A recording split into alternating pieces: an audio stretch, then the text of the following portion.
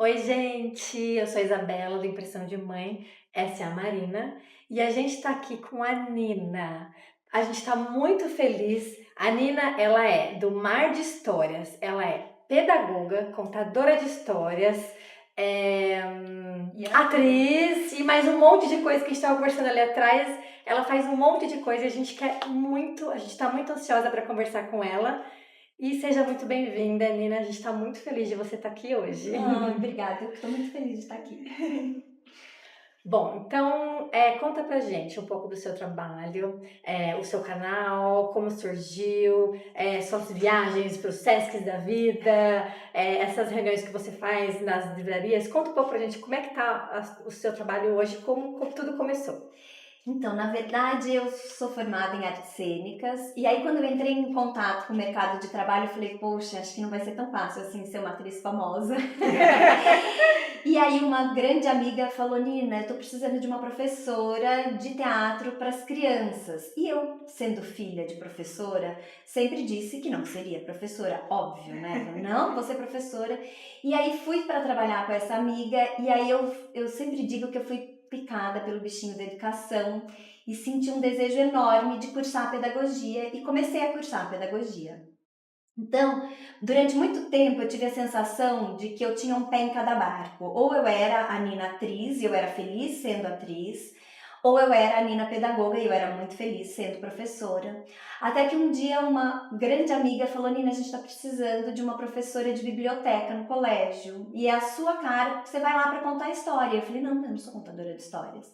Ela falou, não, você só não sabe. E aí foi justamente dentro dessa biblioteca que eu digo que esses dois barcos da minha vida, eles se uniram e contando histórias foi a primeira vez que eu senti que eu era uma Nina inteira. E a partir do momento em que eu me senti inteira contando histórias, eu criei o Mar de Histórias, que começou como um cantinho no Instagram, com a ideia de compartilhar os livros que eu estava conhecendo ali dentro daquela biblioteca e que como professora eu nunca tinha visto. Eu falava, gente, mas a gente, como assim? Os professores não conhecem essas obras? Então, o Mar de Histórias ele surgiu justamente para compartilhar dicas literárias e com o tempo eu fui saindo de dentro dessa biblioteca onde eu contava histórias e fui assumindo espaços extraescolares como contadora de histórias. Nesse percurso eu decidi fazer especialização em literatura para jovens e crianças, para poder me aprofundar um pouco mais nos estudos sobre a literatura e acabei finalizando o curso sistematizando a minha forma de contar histórias. Legal. Então, que eu conto histórias com objetos não estruturados, que saem de dentro da minha caixinha, sempre baseada em uma obra literária. Então, a ideia é que as crianças, ao terminar a contação de histórias, elas não sintam a minha ausência, elas saibam que eu estou indo embora, mas se elas sentirem saudade daquela história, elas podem buscar o livro, porque eu sempre apresento o livro como referência da história que foi contada. Bacana. Que legal. E aí eu tô assim, né, nessa vida, contando histórias, viajando muito. O mês passado eu viajei 1.200 quilômetros Nossa! sozinha e isso pra mim é uma coisa que me fortalece, sabe? Essa ideia de poder pegar o carro e falar, eu vou sair Você por dirigiu aí. 1.200 quilômetros? 1.200 Para quilômetros contar para história. contar Uau, histórias. Que Então eu fui legal. até o Paraná, participei de um evento que o Sesc Paraná organizou sobre contação de histórias, viajei por 3 cidades contando histórias nesses centros do Sesc. Que E foi muito bacana, legal. Nina. que máximo, muito legal. Ô, Nina, e falando um pouco sobre esse momento aprender a ler, né? Aprender a escrever. As nossas meninas estão com 8 anos, então recentemente elas aprenderam a ler.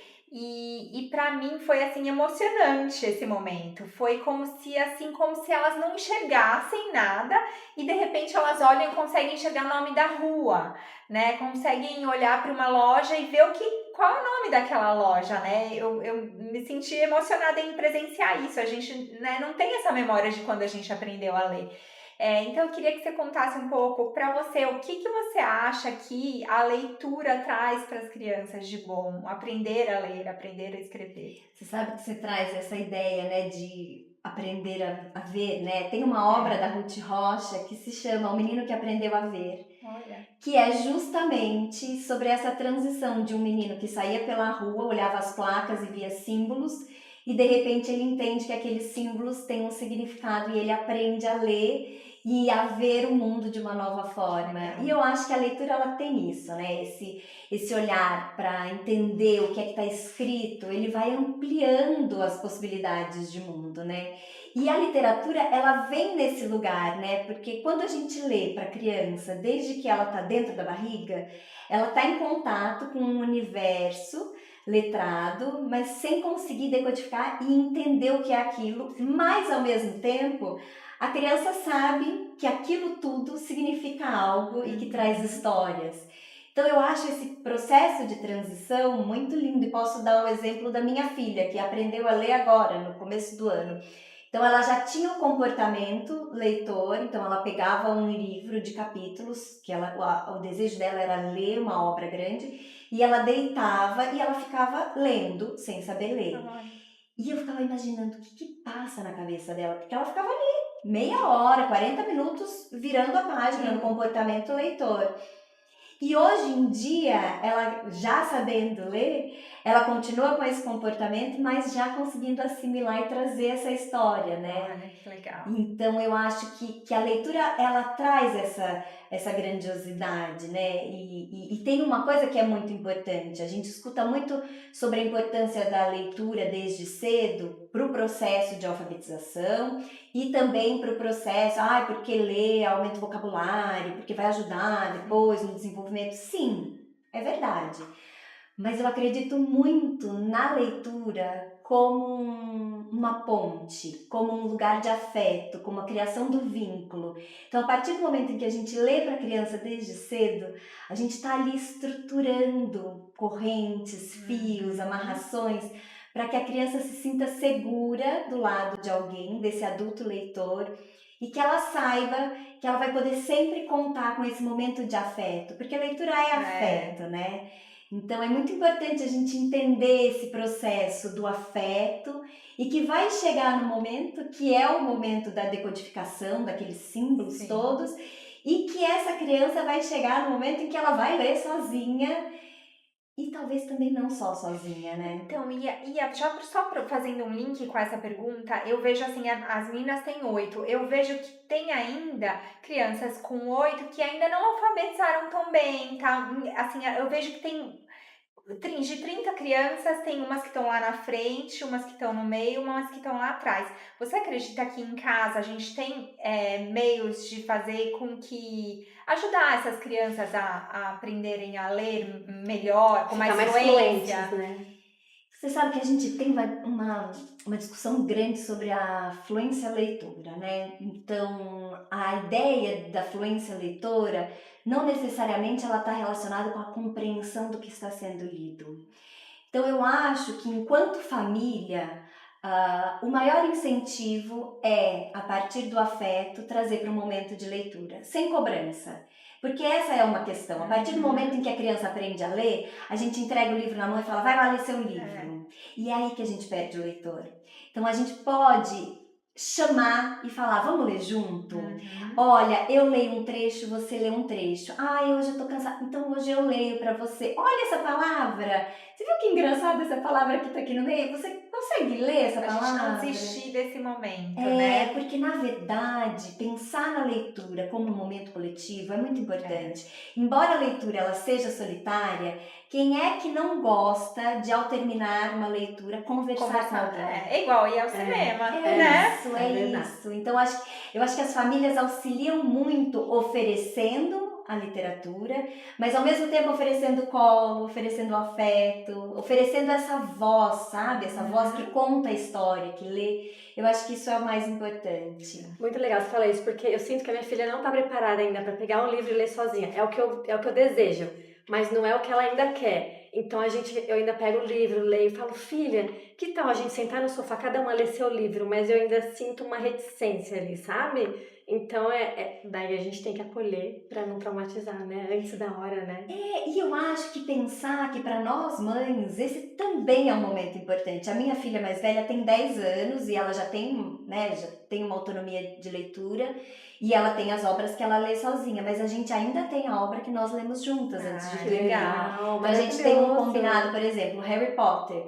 O Harry Potter nós lemos juntas antes de dormir. Eu leio em voz alta para ela e para mais nova. E a gente só pode assistir o filme a hora que a gente acaba de ler o livro. Ai, que maravilhoso, amei. Muito Que legal.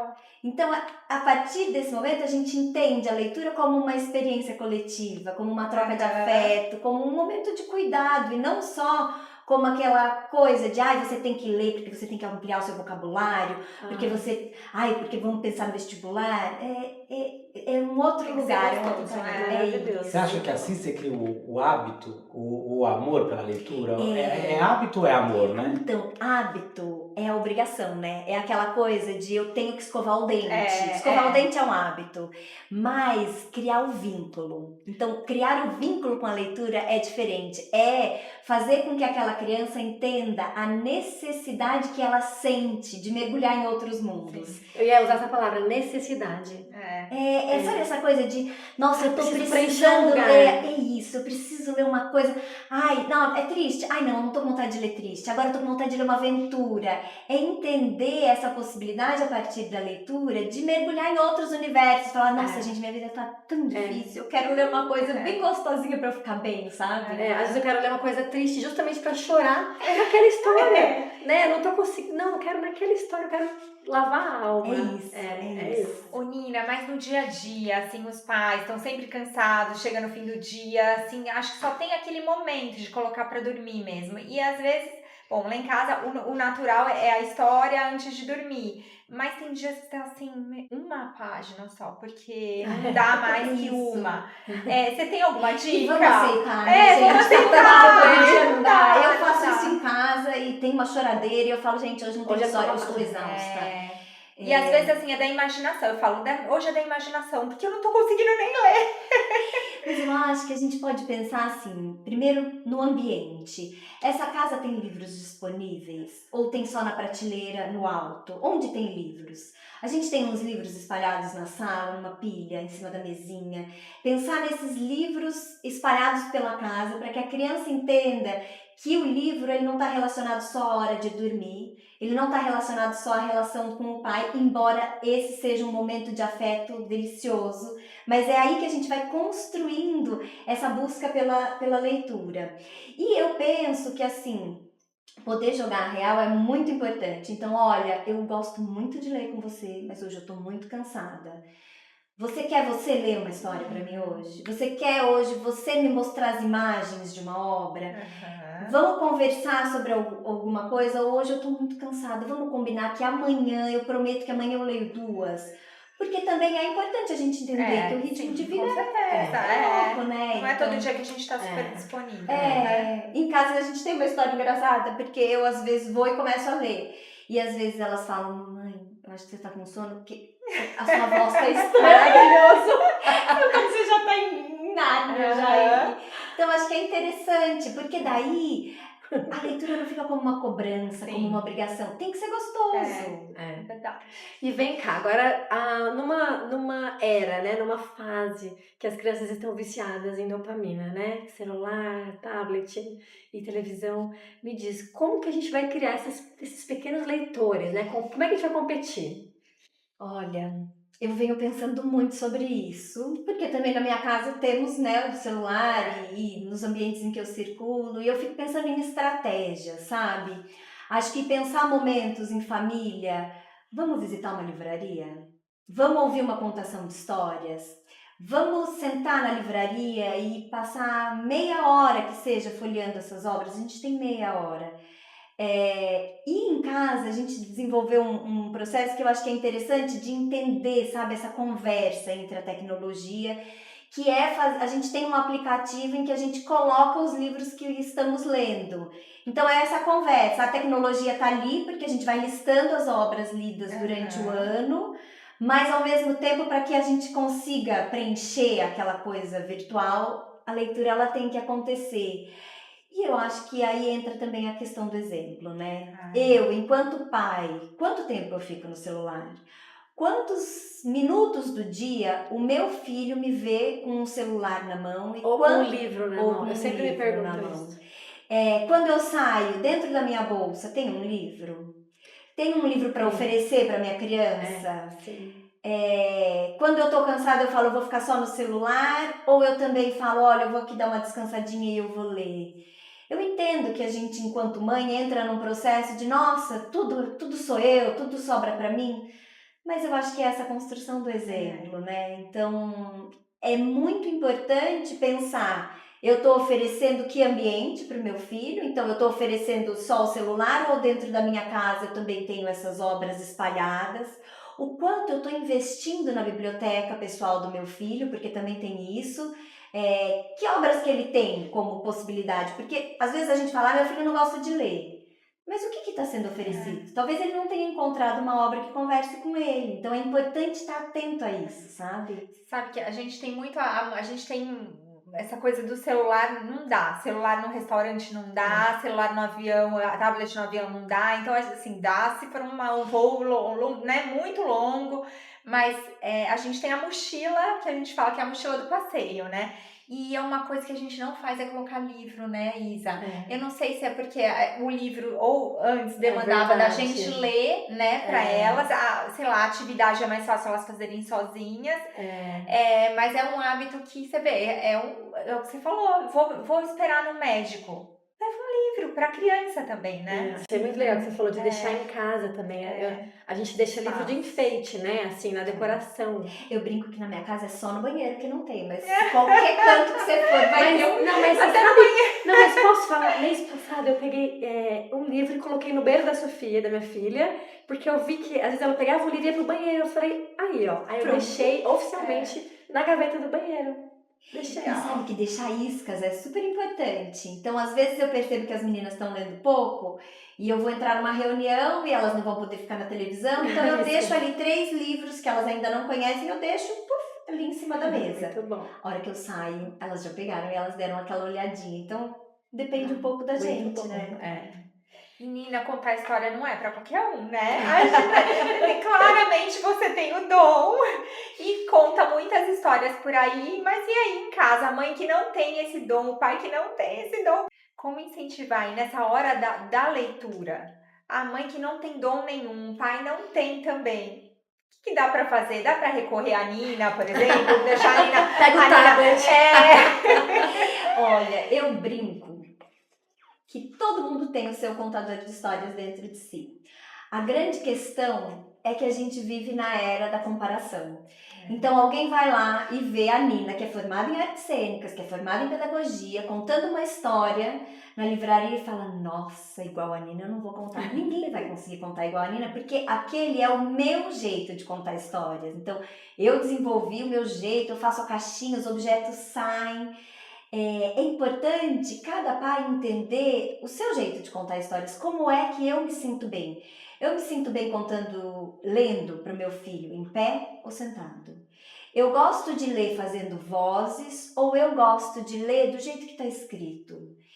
Como é que meu filho interage? Será que eu posso convidar esse meu filho nesse momento para ler junto comigo?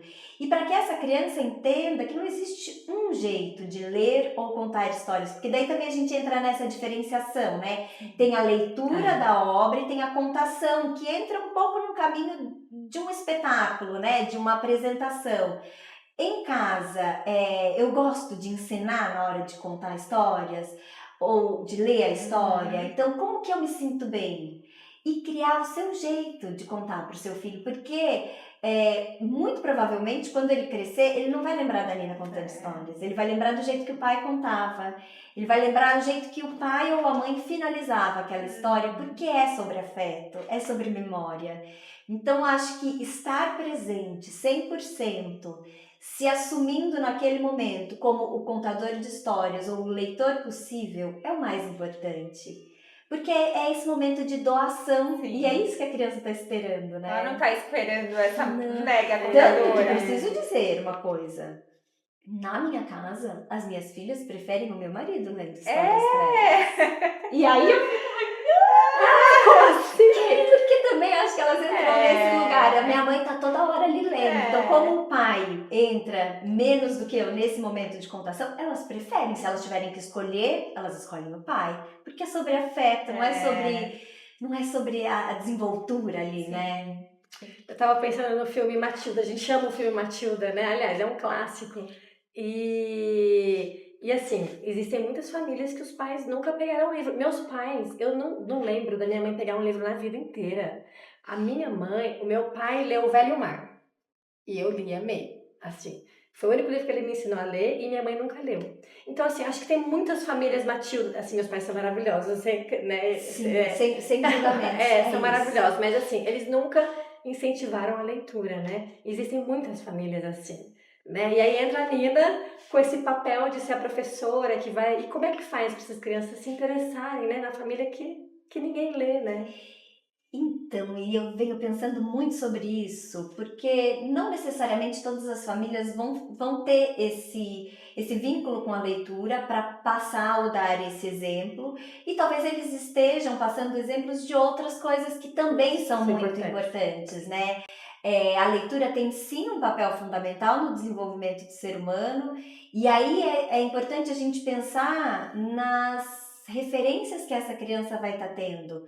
Por isso a importância do professor leitor, do professor que lê, e a partir do momento em que o professor, e aí sim o professor tem a responsabilidade de ser leitor, para ele não existe a possibilidade de, não, ele está passando ali outras experiências. Não, cabe ao professor esse papel de ser leitor e poder transmitir esse movimento da leitura. E aí acho que é pensar muito nesse papel da escola, do professor, que vai transmitir o brilho nos olhos ao contar uma história, ao ler um livro, ao indicar uma leitura. E aí ele é que vai ser essa ponte com essa pequena Matilda, que é justamente o que acontece, né? A Matilda tem ali uma professora que serve como referência. Então eu acho que por isso eu trabalho muito esse olhar dentro das escolas e para os nossos professores, porque para eles não tem opção. É impossível formar um leitor sem ser leitor. Então os nossos professores, cabe a eles sim serem leitores. É óbvio que a gente está falando sobre uma categoria desvalorizada, uma categoria mal remunerada, uma categoria que talvez não consiga nem esse tempo, sabe, de comprar uma obra, de ler. Mas aí nós, enquanto sociedade, como é que a gente vai cobrar políticas públicas para que esses professores possam ter esse movimento e para que eles possam ser leitores e para que eles possam formar leitores? E lá em casa a gente tem essa história de inventar histórias. Então no dia da preguiça ninguém quer ler, nem eu, nem minha filha. Às vezes meu marido nem tá lá, tá viajando, e a gente inventa uma história. A gente tem alguns personagens já criados. E aí ela também agora ela gosta de... Aliás, a Sofia, quando dorme lá em casa, também gosta de entrar na história. Ela ama, porque eu não sei contar. Ela fala, tia Má conta tão bem. E aí cada um é um personagem. Eu falo, qual personagem que vocês querem ser, né? E aí elas contam e fazem a vozinha, aí é super divertido. E assim, hoje as meninas já têm 8 para 9, elas já têm momentos na escola de apresentar trabalho, de falar lá na frente. Então eu acho que esse momento acaba incentivando.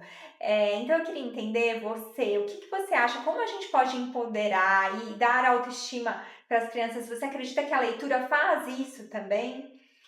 Eu acredito que sim. Eu sempre digo que a gente não pode ver na literatura uma pílula salvadora. Então, de repente, eu vejo que a minha filha está fragilizada e aí eu chego com uma obra e falo, olha, eu vou ler isso daqui porque eu tô vendo que você tá meio assim, meio enfraquecido, então olha, eu vou ler isso aqui, olha esse exemplo. A partir do momento em que a gente coloca na literatura esse papel de pílula salvadora, a gente destrói a formação do leitor. Porque a leitura, ela é afeto, ela é vínculo, ela é processo de descoberta. Mas a partir do momento em que a gente já apresentou para essa criança, né? Então a possibilidade do vínculo, do afeto, a possibilidade de descobrir universos desconhecidos.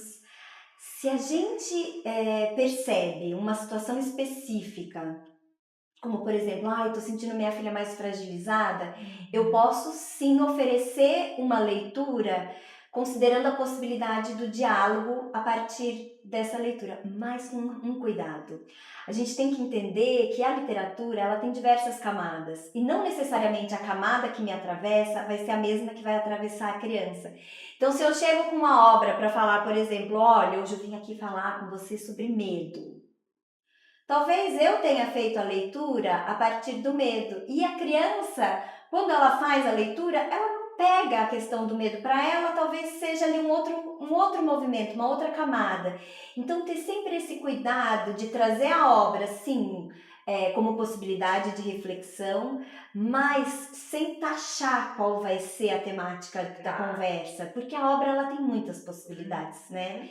Então, eu acho que a gente pode sim pensar nesse movimento da literatura enquanto empoderamento, e isso está muito no movimento da construção dessa biblioteca pessoal dos nossos filhos, mas sempre com o cuidado de não pensar que aquela obra vai resolver todas as questões, porque ela não é uma pílula salvadora de problemas. Mesmo porque, inclusive os livros de autoajuda agora, depois de velha, né? Né? Tipo assim, a gente fantasia que vai resolver alguma coisa, mas não vai, né? Pode até provocar alguma reflexão, mas... E pode causar uma aversão, porque se for uma família que sempre traz a literatura como possibilidade de resolver um problema, a criança vai, quando a obra chegar, quando o livro chegar, vai falar assim, o que minha mãe tá querendo me falar nesse livro? Isso, aí já vira... E aí a gente já destrói tudo, porque não a literatura não é só sobre ensinar, é sobre refletir, é sobre se encantar, é sobre entrar em outros universos, né? Verdade. E quem tem TDAH? Olha, as camadas da obra, elas estão ali. Então, as possibilidades são múltiplas se a gente pensar nesse livro ilustrado com múltiplas possibilidades de leitura. A criança ou a pessoa que tem qualquer questão, ela vai estar fazendo a leitura com os seus olhos, com a sua experiência, com as suas possibilidades, sejam elas quais forem, e a experiência ela vai acontecer. E talvez o grande receio seja a experiência vai ser diferente da minha, mas a experiência ela vai estar ali, né? E pensar nessa possibilidade da experiência de leitura de uma mesma obra em momentos diferentes, porque daí essas camadas elas vão se aprofundando. A gente pode aprofundar a camada, a gente pode pegar uma outra, sabe, outras questões, mergulhar numa ilustração, mergulhar numa frase determinada ali que naquele momento vai te atravessar e vai te fazer pensar sobre muitas coisas. Então, acho que as leituras elas são múltiplas. Eu lembro o primeiro livro que eu realmente me apaixonei na vida, que eu não queria largar. Eu lembro como se fosse hoje, meu avô estava doente, assim, ele morou um tempo na nossa casa, e às vezes minha mãe falava, fica do lado do teu avô. Aí eu pegava o livro e ficava lendo, assim, tipo... E esse livro era A Droga da Obediência, do Pedro Bandeira, que acho que foi uma febre lá, né? A pessoa arrepia com a lembrança. Você também leu. E assim, eu lembro detalhes, assim, eu fiquei encantada com aquele livro. E aí eu comecei a ter memórias, assim. Aí aos 20 foi Clarice Lispector.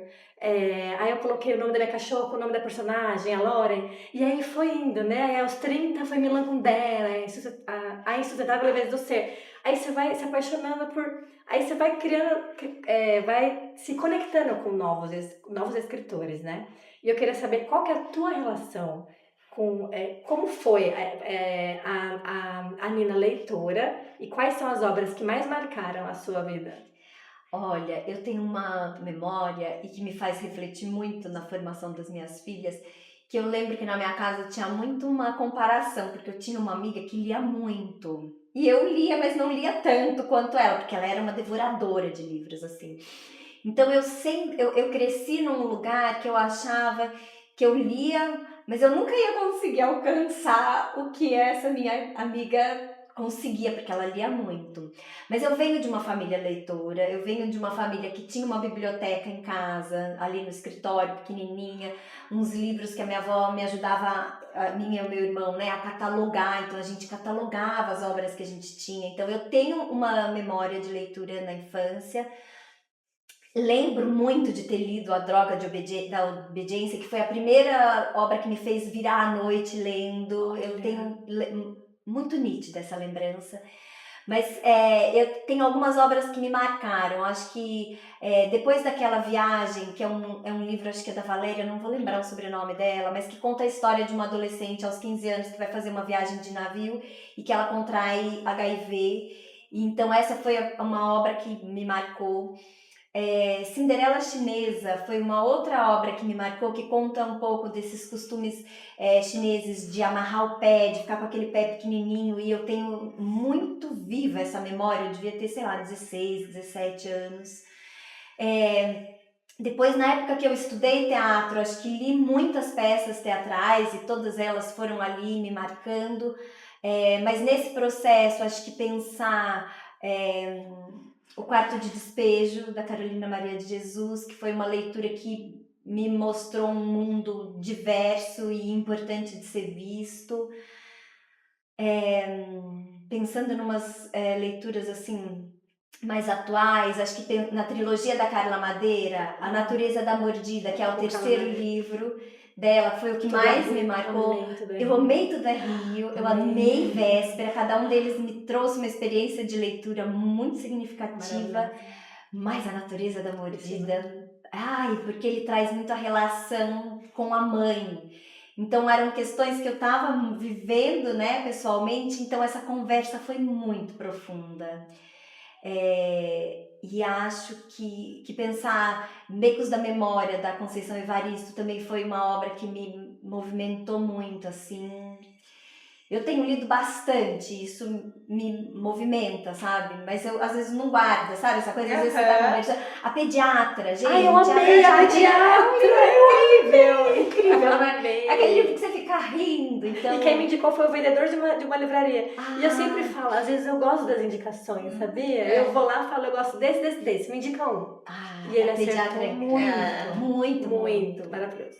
Acho que foram obras que foram assim me marcando nesse processo. Muito legal. E Nina, uma coisa que eu fiquei super curiosa. Que história é essa de clubes de leituras de matemática? Essa eu nunca tinha ouvido falar. Novidade, né? Eu sou facilitadora e coordenadora dos clubes de leitura da Rede Lê, que é uma comunidade criada por educadores, para educadores, e que tem como um tripé de sustentação trazer a matemática, o português e a leitura nesse processo de formação de professores pelo Brasil todo, porque são encontros online. Na verdade, a gente nem fala que é formação, são encontros para troca de experiências. Então, eu estou na Rede Lê há 2 anos e meio, gerenciando, né, esses clubes de leitura. E no início desse ano, a Sandra, que é minha parceira e que trabalha como facilitadora de matemática, ela chegou e falou: Nina, e se a gente pensasse num clube de leitura com matemática? E aí eu fiquei animada, mas fiquei muito preocupada. Fiquei preocupada no sentido de pensar a literatura como pretexto para falar sobre matemática. E é muito ruim pensar a literatura como pretexto, porque quando você traz a literatura como pretexto, você perde as questões estéticas, você perde as experiências que essa obra pode te oferecer, né? Então, depois de muita conversa, a gente foi ali amarrando, pensando nessas obras. E o clube de leitura com matemática, ele teve início agora no mês de maio, com a presença dos autores, da Blandine e do Lolo, que foram os autores da Matemática do Urso. E foi uma experiência incrível, porque a gente pôde conversar sobre as questões estéticas da obra, pôde mergulhar na beleza das ilustrações, na leitura das características daquele urso e também pensar nas questões matemáticas que estão ali presentes, trazendo ditados populares. A gente conversou muito, para quem não conhece, a Matemática do Urso é uma obra incrível e que traz um urso que começa com uma melancia na mão e que ele vai trocando uma melancia por 2 melões e depois 2 melões por 3 e ele acaba com 10 alpistes. Então ele tinha uma melancia e ele terminou com 10 alpistes na mão. E aí a gente entrou, mesmo tendo todas essas questões matemáticas, a gente entrou numa reflexão, e que daí que a gente pensa, né, essa literatura não como pretexto, de o que nos motiva a trocar na vida. O que nos motiva a fazer a troca de um trabalho? O que nos motiva a trocar de namorado? O que nos motiva a efetivar essas trocas. Então é pensar essa obra literária que traz as questões matemáticas, mas também aprofundando todas as questões filosóficas, estéticas, que a obra também pode oferecer. E está sendo uma experiência muito incrível. Nossa, muito legal. Você contaria ou leria alguma coisa assim pra gente? Gente, olha, contar eu não posso, porque senão vocês sabem que é a contadora de histórias. Ela é aquela que ocupa no mínimo 40 minutos. Então Mas eu posso dar uma dica. tá bom. Tá. Eu tenho um canal no YouTube Tá. que se chama Mar de Histórias e que foi criado durante a pandemia, num período que eu não podia contar histórias presencialmente. Eu gosto de contar histórias olho no olho, tendo ali a interação das crianças. Mas tenho ali o canal Mar de Histórias, que tem muitas histórias divertidas e que as crianças amam assistir. Eu sempre falo, gente, YouTube não é coisa de criança, mas com a mediação do adulto ali por perto, eu acho que ouvir essas histórias pode trazer momentos bem E divertidos. os pais podem recorrer no dia da preguiça também. Sim, eu acho que sim. O dia da preguiça só não pode ser todo dia. Tá bom. Eu acho muito válido recorrer. E o Mar de Histórias está lá com histórias incríveis. E no Instagram eu também tenho alguns vídeos de leituras inspiradoras que eu faço com a autorização das editoras, porque a gente não pode fazer leitura na íntegra de obras na internet sem a autorização, né, de editoras e autores. Mas com a autorização eu tenho ali a leitura de algumas obras bem interessantes. Então se os pais procurarem leitura inspiradora, vai achar ali no Mar de Histórias essas leituras. E aí, Nina, quem quiser te ver aqui em São Paulo, também você sempre conta histórias pelas livrarias, né? Sim, olha, eu tô todo mês na Livraria Bibla, Tá. uma vez por mês eu tô na Bibla contando histórias, uma vez por mês eu tô na Marcenaria Maria Joaquina, que fica ali na Vila Madalena, e tô sempre circulando, contando histórias por todos os cantos. Então é só seguir ali no Mar de Histórias que a agenda tá sempre disponível. Legal. Então vamos fazer um bate-bola sobre livros. Vamos lá. Um livro para a criança se apaixonar pela leitura. E eu trouxe, mas olha, é difícil, porque aí eu diria que a criança ela vai se apaixonar pela leitura a partir do momento em que ela perceber o brilho nos olhos daquele que está contando a história para ela.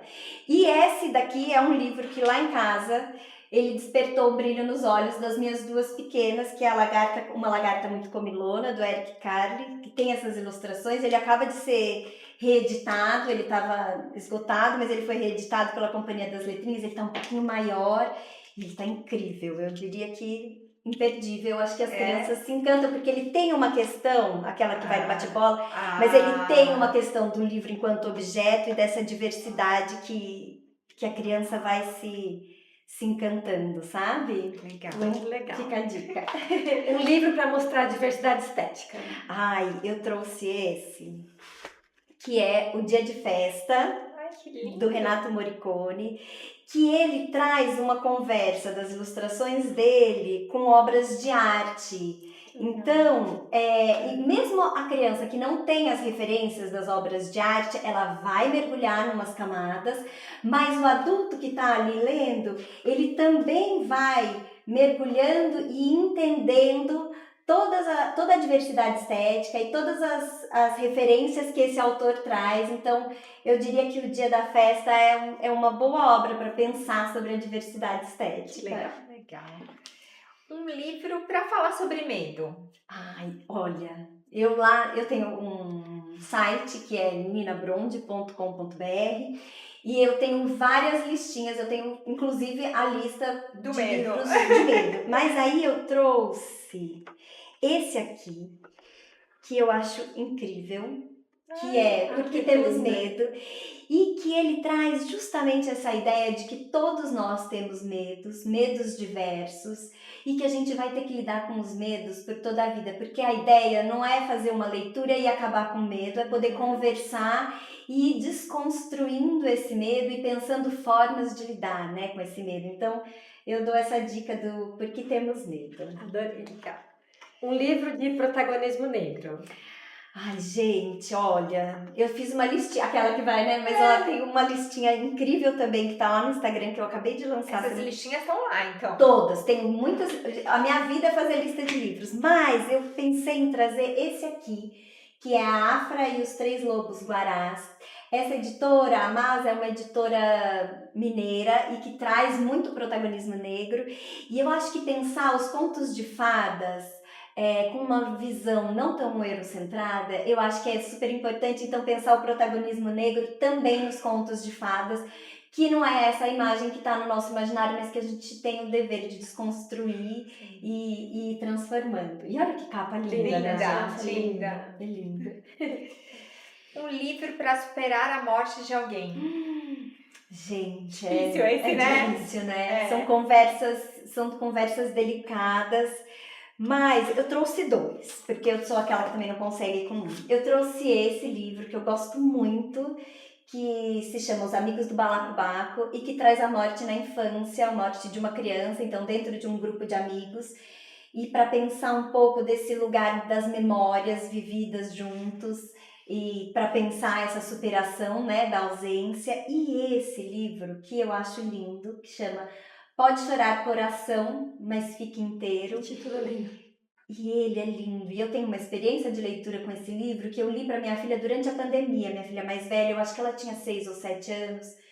E ele conta a história de uma avó que está muito doente e que a morte chega para visitar a casa e os netos ficam tentando ali enganar essa morte para que a morte não leve a avó. Ai, que legal. Até que chega um momento em que não é possível enganar a morte e essa avó, ela morre. Mas a experiência que eu tive com a minha filha foi tão linda que eu acho que ele serve como referência, porque eu li para ela e ela falou: mãe, esse livro, ele é muito triste. Mas ele também é muito verdade, né? Olha, então, da gente pensar nesses legal. movimentos reais da vida, pra gente não pensar a literatura como uma distração, né? Uma fuga dos problemas, mas da internalização da realidade da vida, né? De que essas coisas são ciclos, que elas acontecem e como é que a gente vai lidar com todas essas questões, né? Eu falo, às vezes as coisas tristes, elas podem ser bonitas. E o Willan Breman, que é um autor incrível, ele traz essa ideia da vacina literária, que é, a gente não vai ler para criança só quando a morte está próxima. Sim. A gente vai ler um livro que fala sobre morte no dia a dia, mas, né, essa ideia da vacina literária, da criança poder vivenciar essa situação, por exemplo, da morte, a partir dessa situação fictícia. Então ele vai ter todos aqueles sentimentos, aquele movimento, mas ele vai ter a segurança de um adulto do lado. E aí, quando ele estiver na vida, no real, e ele vivenciar a situação real, ele já vai ter vivido aquilo de uma certa forma, com a segurança de um adulto, e ele vai estar mais forte. Olha, Essa que é a ideia da interessante. vacina literária. Então, muitas vezes os pais questionam: ai, mas eu vou ficar lendo um livro que fala sobre morte para o meu filho? Ai, acho que ele vai ficar assustado, ele não vai ler à noite. Gente, o movimento é completamente outro. A gente precisa conversar. falar, Gente, as pessoas morrem, né? A gente precisa falar sobre tudo. Precisamos né? falar sobre tudo. Sobre tudo. Um livro para dar gargalhadas. Ai, gente. Isso é bom. Eu amo esse, que é do Guilherme Karsten, Você é um Monstro. E ele propõe uma conversa direta com esse leitor. Então o texto ele vai trazendo essa conversa. Mas você é um monstro? E vai propondo que a criança se movimente. Então é um livro interativo. E eu brinquei com o Guilherme Karsten quando ele lançou. Eu falei, olha, a única coisa acho que você tem que escrever na capa, que este não é um livro para ler na hora de dormir, senão a mãe vai ficar maravilhosa. Lembrei que eu li pra minha filha uma história da Bíblia, ela não conseguia ler à noite. Aí depois eu me arrependi e falei, meu Deus, acho que eu... Não conseguia dormir, né? Ela não conseguia dormir, aí eu me arrependi. Então realmente Tem que pensar. acho que É. era melhor ser lido durante o dia. Sim. Um livro para refletir sobre a vida. Olha, eu acho esse livro lindo. É um livro que está esgotado, ele se chama Algum Dia, mas eu digo que mães de meninas precisam conhecer, porque ele traz o movimento da maternidade, desde que a criança nasce, desde que essa menina nasce, e essa relação que vai sendo construída entre mãe e filha, até que, né, essa vida vai passando. Esse é um livro que eu acho ele tão incrível, que eu tenho 2. Nossa. Essa é a minha herança literária para as minhas 2 filhas, porque cada uma, o dia que elas forem morar sozinhas, cada uma vai ganhar um desse. Eu acho que ele é um livro muito para pensar sobre a vida, sobre o que vale a pena, o que é realmente importante, sabe? Eu amo esse. Aliás, podia ser reeditado, gente, porque ele é muito lindo. É relíquia, então. É relíquia, esse é relíquia. Um livro para iniciar a educação sexual com as crianças. Eu não trouxe porque está emprestado para a sala da minha filha, mas é um livro que chama Gogô, de Onde Vêm os Bebês. Ele foi escrito pela Caroline Arcari, é da editora Caqui. Tem ilustrações da Isa Santos, e é um livro que ele foi escrito por alguém que entende, né, de todas essas questões, e é indicado para crianças a partir de 5 anos. Eu ia te perguntar exatamente isso, em a que idade, momento já dá para ler? A partir dos 5 anos. E eu acho que tem um movimento da dificuldade não ser das crianças, mas sim dos pais, porque a gente vem de uma geração em que falar sobre a educação sexual era algo era um tabu. Mas pensar, sabe, essa possibilidade de ler essa obra em casa, uma pena ele não tá aqui, mas enfim, porque ele explica como que os bebês nascem, desconstruindo essa ideia da cegonha, mas explicando as múltiplas possibilidades, então, da fertilização. Então é moderno, já é uma coisa atual. Não, é um livro enorme, lindo, é incrível, e ele fala sobre adoção também. Fala sobre adoção, sobre a fertilização in vitro, fala sobre todas as possibilidades de se chegar a um filho em casa e explica, inclusive, o ato da concepção, porque as crianças, elas precisam saber. Sim. A gente tem muita vergonha, a gente se sente muito incomodado de falar sobre esse assunto, mas falar sobre educação sexual é uma forma de fortalecer essas crianças para que a gente possa prevenir os abusos sexuais na infância. Então, acho que é Muito importante. bom, é muito importante, né? Aconteceu com a minha filha mais velha, uma vez aconteceu uma situação de uma amiga chegar contando coisas, né, sobre, né, as relações sexuais, e as crianças ficaram muito assustadas. A minha filha não me falou nada. Daí eu falei, filha, mas por que você não me falou? Mãe, porque não tem nada de novo. Eu já tinha visto aquilo, que é tudo que tem lá do gogô, que vai, que nasce, que faz, que fecha a porta do quarto, que tem as partes íntimas. Então eu acho que eles falam partes íntimas, acho tão engraçado. Mas eu acho que a gente tem o papel, sabe? De desconstruir isso e de construir essa força nessas crianças para elas entenderem o que pode, o que não pode, que elas podem falar não, que elas não querem abraçar, elas não querem dar o beijo. Então, acho que o Gogô, de Onde Vêm os Bebês é a obra que eu sempre indico. Ai, que legal, eu quero comprar esse. Eu também, esse aqui também fica bom. Porque eu quero a lista todas. E por fim, um livro super sucesso com as suas filhas. Gente, olha, tem esse livro que chama Bendito e Louvado, Conto Contado, que é de contos populares portugueses. E que esse é um livro que toda vez que vai alguém dormir em casa, tem um conto aqui dentro que chama, eu quero ler o nome para vocês não acharem que é a Nina, ele se chama, deixa eu achar, As Duas Marias. Mas em casa ele recebeu um outro nome, que é Maria do Peido. Porque é a história de duas meninas que elas vão crescendo e elas vão casar e aí elas soltam um peido e a palavra usada é peido, porque ele é um conto popular português. Então eu acho que também acho que o fato de eu ter trazido essa obra, que permite que elas falem num momento determinado, o peido, que em outros momentos não, gente, peido é feio. Mas esse livro, ele faz sucesso com elas, porque daí elas têm aquele momento de ler com os amigos e eles fazem a encenação, então eu vou lendo e eles vão encenando.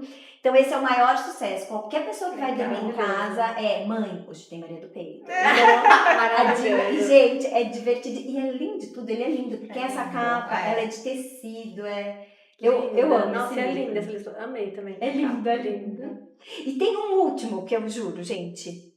Esse livro eu trouxe pensando em vocês, que é Orbitar, porque traz esse lugar da maternidade. Ele foi escrito pelo Alexandre Rampazzo e ele é um livro lindo que eu sempre digo que toda mãe de menino, de menina, qualquer mãe, ela precisa ler, porque é um pouco dessa nossa relação com os filhos. Então é uma dica para mães babonas poderem